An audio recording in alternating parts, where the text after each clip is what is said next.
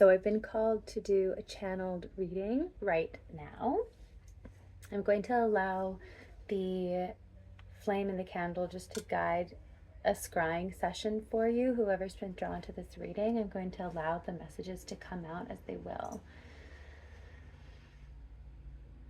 So calling on the consent of my guides to meet your guides in this moment, to bring messages of clarity to you. If you so wish to receive them, say yes now.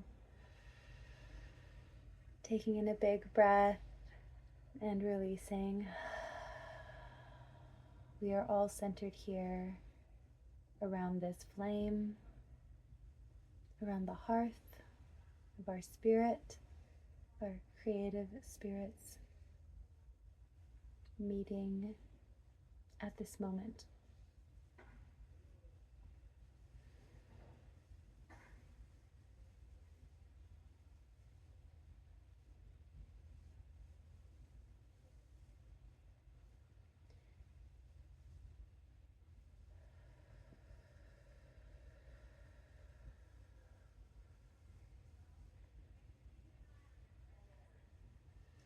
Somebody here is holding space for others. You're a practitioner. You're an amazing practitioner.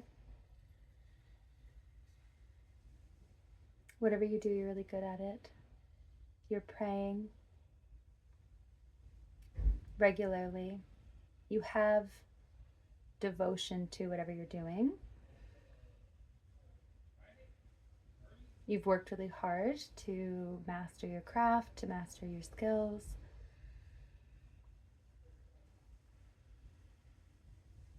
And you're building something that you're really proud of. I'm also seeing a lady, like a woman, from the, I would say, mid 1800s, 1860s, I think. I'm thinking of Little Women, actually, specifically. I'm seeing Little Women, the book or movie, whatever. But that era of clothes. And she's wearing a hat and she's walking somewhere. She's busy. I'm getting reading books, being literate, being independent, really valuing justice, valuing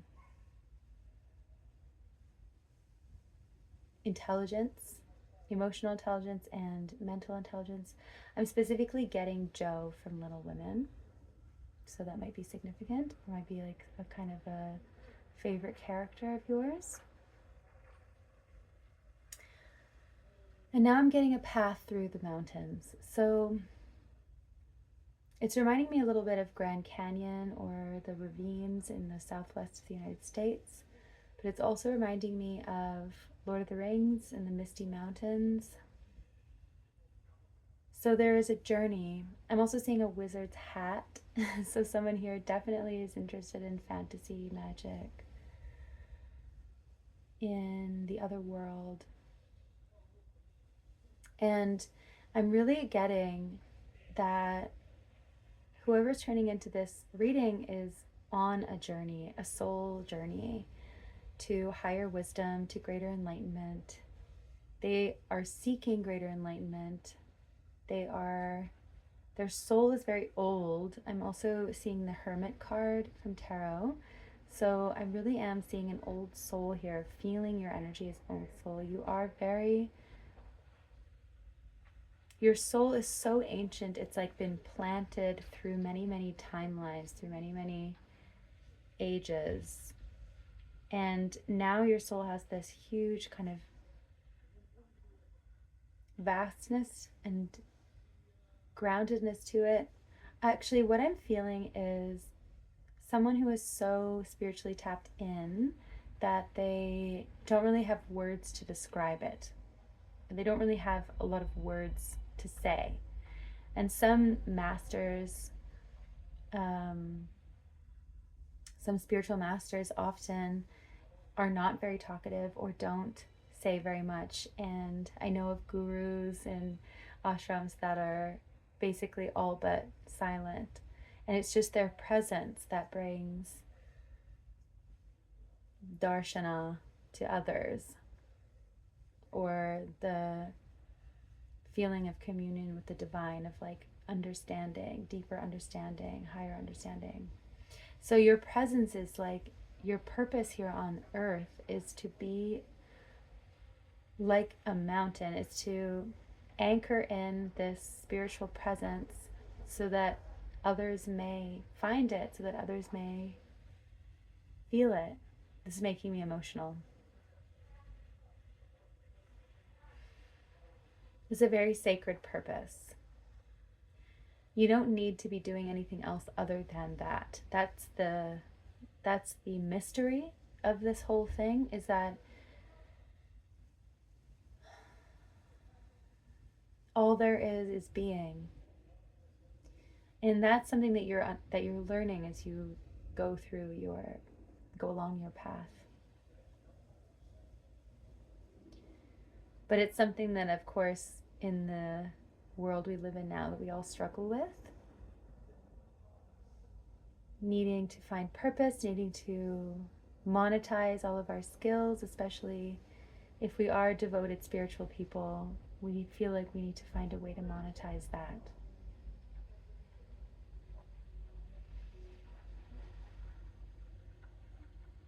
And that's something that has confused you along the path, I think. Maybe it has also caused some grief, because you, in your very cells, in your bones, you feel like that doesn't feel right. Like it feels like it goes against your dharma of some kind, or in some way. It's not to say that those tuning into this reading are sort of rejecting materialism or rejecting money, or have really, internalized money wounds, although you might. But I think it's rather that it's tied to this way of being where it feels hard to express the enormity of your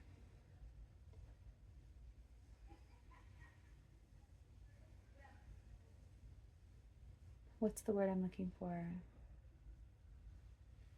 I keep hearing connection, so maybe the enormity of your spiritual connection, or the nature of that connection, you feel like you need to explain it to make it palatable, to make it understandable to others.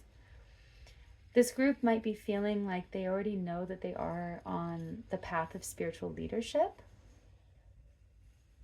But what is blocking the way sometimes, or right now, is this confusion around how to spiritually lead others without being able to articulate it fully. And it's not that you don't understand with depth, it's that you understand with such depth that you almost feel like human language can't reflect, right, the experience of being in communion with divine. And that's as it should be. It is an ungraspable, unexplainable thing. And all we can do is show up in practice and in small ways, in daily activity, in daily devotions that are more mundane, and through that process explain ourselves around it, perhaps. And again, your words or your actions or the purpose that you have on this planet, your let's say your occupation. Your occupation is secondary to your presence as this mountain, so to speak, this spiritual mountain. You don't need to become anything more. All you need to do is allow yourself to be fully you.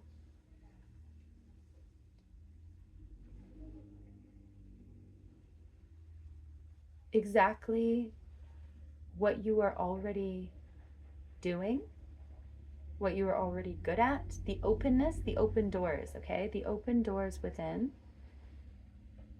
That's the only place you need to look is through the doors that are already open within you, okay? So, what I mean by that, the interests, the open spaces. I think you're going to know what I mean when I say that. Okay? So the open windows or doors within you. Things that are already flowing, the pathways of creativity, of knowledge, of devotion that already flow through you, that you already have a flow with, that you already like, that you already feel natural with. Those, like, you have found it, that is what you were meant to follow right now.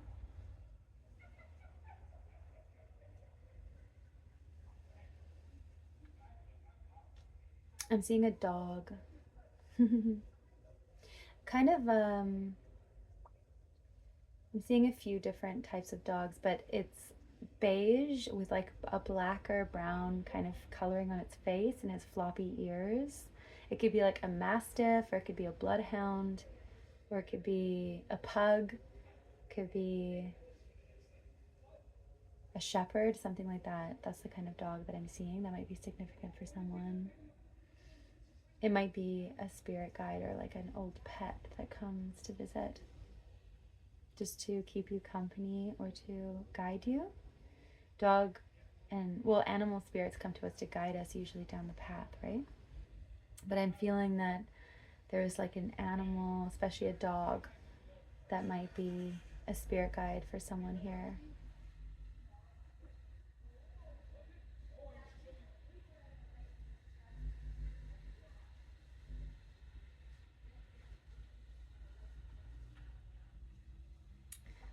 I'm seeing campfire. I'm also seeing teepee structures. So someone here might have indigenous heritage, specifically like groups that use teepees, like tent forms for lodging or for community gathering. I am seeing though like this it might be specifically relating to someone, but it might also be like a symbol for us in that there is a place for you. There is a place for you. There's like an open door for you to go that is sheltered, okay? Okay, this is making me cry again, so this must be very significant for someone. The feeling of being sheltered, safe, and having somewhere to be, somewhere where you're welcome, somewhere where you are wanted, is very important for someone. And that is what is like kind of looming ahead. And looming is like kind of a weird word to use there, but it's what is ahead. What is ahead is finding this place, this space or this community where you are taken in, you are recognized for your skills, you're lifted up as a leader in your field or in whatever you do. You were recognized, like I said, for your skills and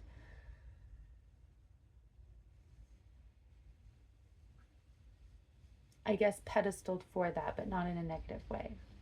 Uplifted for those skills, prioritized. It's what this is about is finding that occupation, that activity, that place, that way of being that has always been natural for you, and actually being allowed to fully devote yourself to it for once, instead of having to hide it or put it aside to do other things, put it aside to work a day job that means nothing to you. or for family or for other people. This is about actually stepping fully into your divine purpose. And it feels so much like home. It feels so easy. The hardest part is getting used to not having to hide it anymore. Getting used to not having to sideline it, and getting used to actually just doing this thing that's already really natural for you.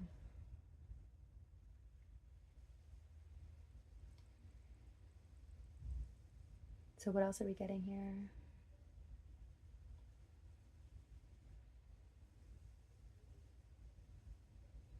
I'm seeing an alligator.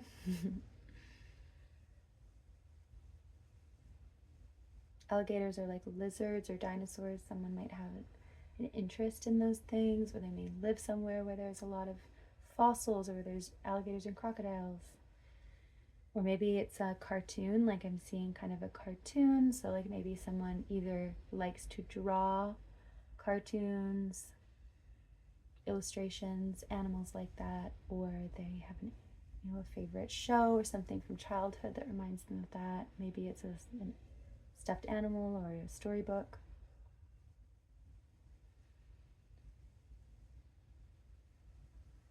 There's someone sitting here overlooking a cliff as well. So this is a moment in your life where you are taking stock of everything, of how far you've come. And it's actually a moment to sit and appreciate the distance that you've traveled and the vista before you. I'm seeing the Three of Wands from Tarot, so that's also a card of watching the ships come in. This is watching the manifestations appear and materialize before you. You don't have to do anything else. You just have to sit and wait. Enjoy a sandwich, you know what I mean? Like, watch the sunset. Yeah. You may need to go to the sea to watch the sea, to be near it. You may need open skies. You need freedom. Solitude is very, very beneficial for this group. Not isolation, because we are talking about being in community and finding belonging, but solitude and solitary rejuvenation is like very, very important to this group. It's time, you need time to be pensive, to think, to allow all your experiences to kind of settle into your bones and to go slowly. And I think that's really important here. Allowing enough time. Actually, this is just what I think the era of your life that you're stepping into is. There is a lot of gratitude. I'm also getting number 9 and like 9 life paths. We're going into a 9-year, or we're in a 9-year, I can't remember. But in any case, it's a very prominent collective energy right now where we are really like tying up karmic ends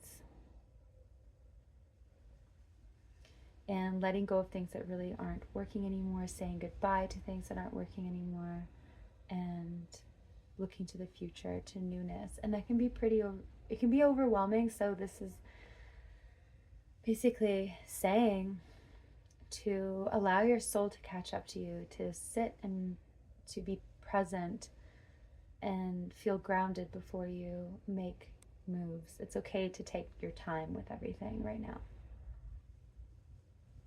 Building strong roots, allowing your roots to get really deep and nourished and drink deeply from the groundwater, so to speak, before you start trying to grow buds and leaves. So, deep roots, open skies. Is that everything? That's your message for today. Thank you so much for joining. Taking a big grounding breath in and out.